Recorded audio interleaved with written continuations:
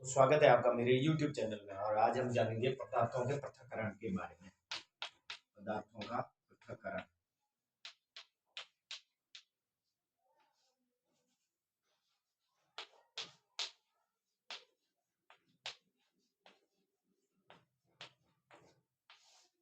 कुछ मिश्रण को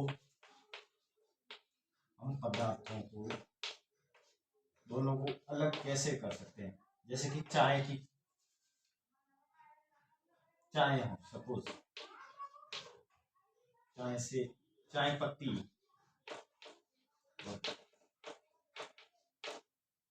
चाय को अलग किया जाता है। किसके द्वारा किया जाता है दोस्तों? छलनी के द्वारा। इसी प्रकार अनाज को किससे अलग किया जाता है?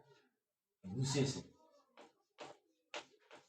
उसके अलावा जैसे कि अपन मान लो आपने दलिया पोहा खाया होगा, दलिया या पोहा इत्यादि आपने खाया होगा।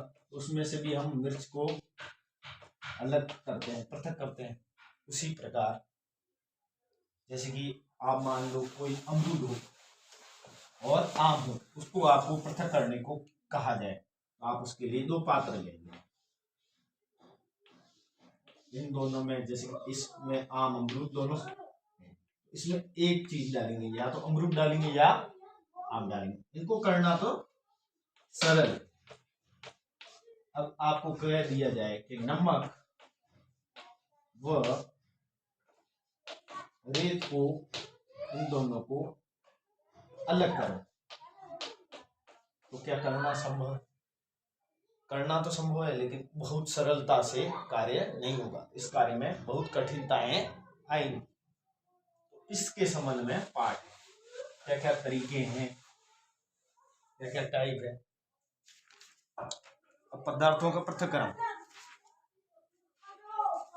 पदार्थ पृथक्करण में तीन चीजें पृथक्करण प्रक्रमण। पृथक्करण प्रक्रम जैसे कि चावल से पत्थर अलग करना, ये चावल के दाने और ये पत्थर, इन दोनों को अलग करना। इसका उद्देश्य अशुद्ध चीज, जो अनुपयोगी चीज हो, अनुपयोगी चीज अंदर रहे, उपयोगी चीज का उपयोग हो और अनुपयोगी चीज बाहर चली जाए। पृथक्करण अवयव का नियम, कैसे पृथक्करण करेंगे? तो पृथक्करण कैसे करेंगे? अवयवों को का हम क्या करते हैं? पृथक्करण अवयवों का हम क्या करते हैं? तो उसके लिए हम सीधे ही चावल को पड़े रहने देंगे और पत्थरों को निकाल फेंकेंगे। उसके बाद दूसरा पॉइंट है मक्खन प्राप्त करने के लिए दूध का मंथन। जैसे कि अपने को मक्खन प्राप्त करना, तो उसके लिए दूध का क्या किया जाता है? मंथन। दूध का मंथन किया जाता है। अनुपयोगी अवयवों को अपन दूर फेंक देंगे। अनुपयोगी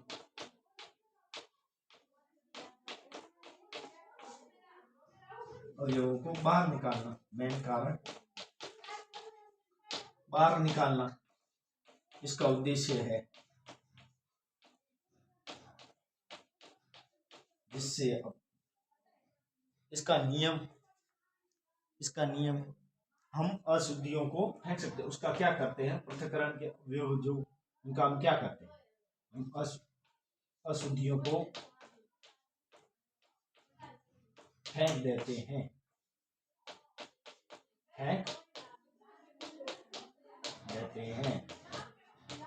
फिर तीसरा है नियम चाय की पत्तियां पृथक करना। चाय की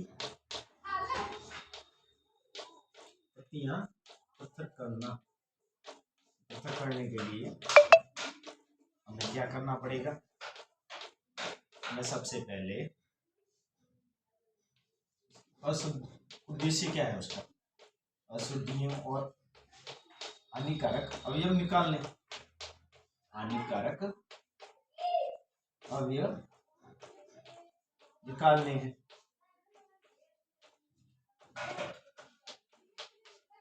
और उसके बाद उनका हम क्या करते हैं? हम दोनों अवयवों का उपयोग करते हैं। हम दोनों अवयवों का उपयोग करते ही हैं।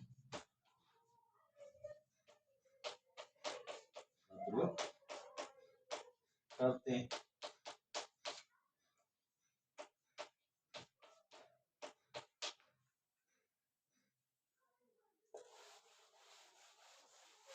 चलो आगे चलते हैं पाठ की आगे की दिशा की।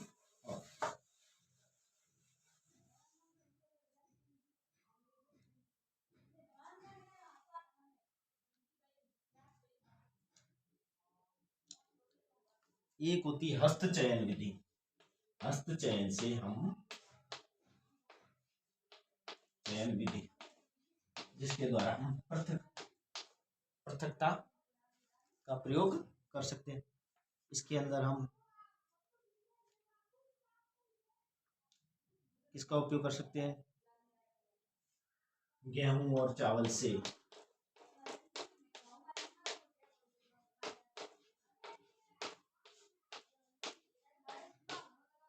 पत्थरों को निकालना। यह बहुत ही आसान है। एक ये हो, दूसरा हो सकता है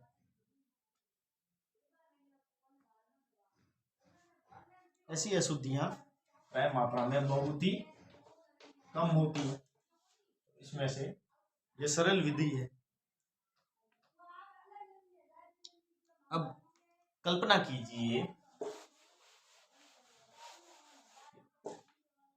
डंठलियां बनी हुई है, इसके अंदर अनाज चिपका हुआ है, इसको अलग करना है। इसको थ्रेशिंग के द्वारा अलग किया जा सकता है। जैसे कि यहाँ पर कोई मोटा या फिर पाटा बना होता है, उसके ऊपर उसको झड़क के जिसके द्वारा अनाज के कण अलग हो जाते हैं, जिसे हम डंडियों को इसको पीटते हैं बार बार, जिससे अनाज के कण अलग हो जाते हैं, जिसको हम कहते हैं थ्रेशिंग। क्या कहते हैं? थ्रेशिंग। आजकल थ्रेशिंग के लिए मशीनों का भी उपयोग होने लगा है। अब इसके अलावा एक और है कि अवयव निकालने के दूसरे तरीके निष्पादन। क्या है? निष्पादन।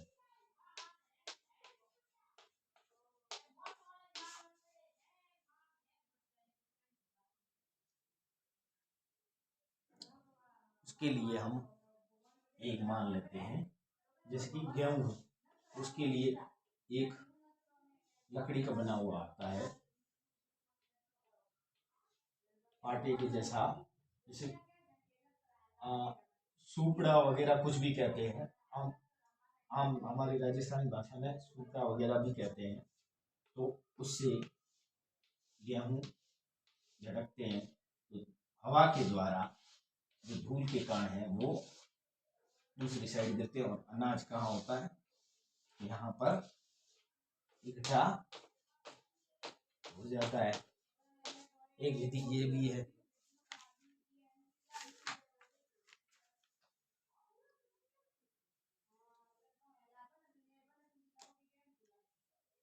अब उसके अलावा हम कई बार आटे छलनी से भी आटा छानते हैं। आटा छलनी से आटा छानते हैं, जिसके अंदर कुछ अशुद्धियां होती है तो इधर रह जाती है, और जो छोटे छोटे कण हैं आटे के वो एक बर्तन में इकट्ठे हो जाते हैं।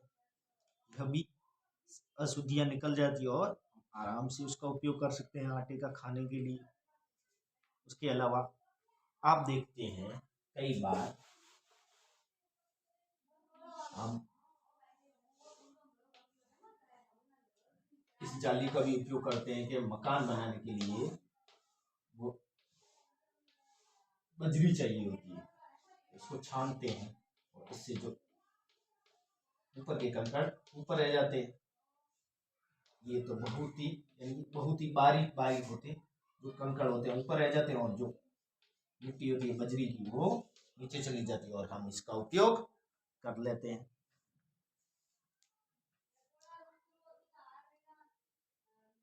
कुछ आपको मैंने इसके बारे में कुछ क्रियाकलाप बताए हैं। अगर आपको यह चीजें पसंद आई हो तो please like and subscribe my YouTube channel. धन्यवाद। हम मिलेंगे अगले वीडियो में पार्ट 2 में, क्योंकि यह पार्ट मैंने आधा ही पढ़ाया है। इसके नेक्स्ट पार्ट के लिए आप मुझे पार्ट 2 के लिए कमेंट वगैरह करें तो मैं अगला पार्ट पढ़ाऊंगा। धन्यवाद।